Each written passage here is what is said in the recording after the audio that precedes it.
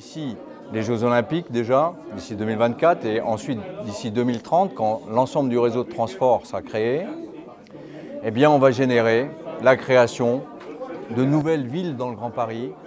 On va générer la création, peut-être mise en place de nouvelles industries, de nouveaux services, en tout cas de nombreux investissements et donc de la croissance économique. Et c'est quand même bien de la croissance économique qu'il faut pour répondre aux aspirations des personnes qui veulent travailler plus, gagner plus et donc vivre mieux.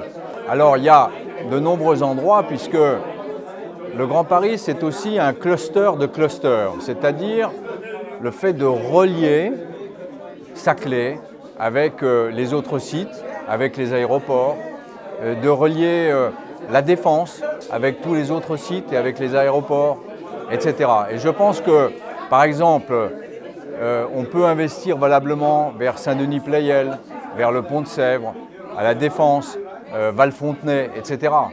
L'essentiel va être pour les investisseurs d'essayer de comprendre les lieux où il y aura le maximum d'activités économiques et où on construira, bien sûr, en même temps que cette activité économique, des bureaux, des centres commerciaux et aussi des logements.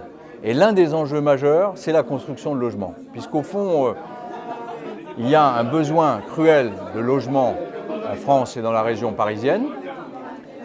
Et ce projet-là, il va générer, je dirais, un engouement pour certaines régions ou sous-régions dans le Grand Paris. Et ça va permettre aussi aux investisseurs d'imaginer les endroits où il faut implanter, bien sûr, de l'activité économique, de l'activité commerciale, des services, peut-être de l'industrie, peut-être de l'agriculture urbaine, mais aussi des logements. Et au fond, je pense que le Grand Paris, on ne le voit pas encore assez, sera un moyen aussi, à terme, d'améliorer les transports et le logement pour toutes les personnes qui vivent dans la région et qui viennent travailler à Paris. Un coup de cœur. Je crois qu'il est difficile de choisir. Il est difficile de choisir parce qu'il y a bien sûr des lieux où on sait d'ores et déjà qu'il y aura des concentrations fortes d'activités, la Porte-Maillot, la Défense, etc., le Pont de Sèvres.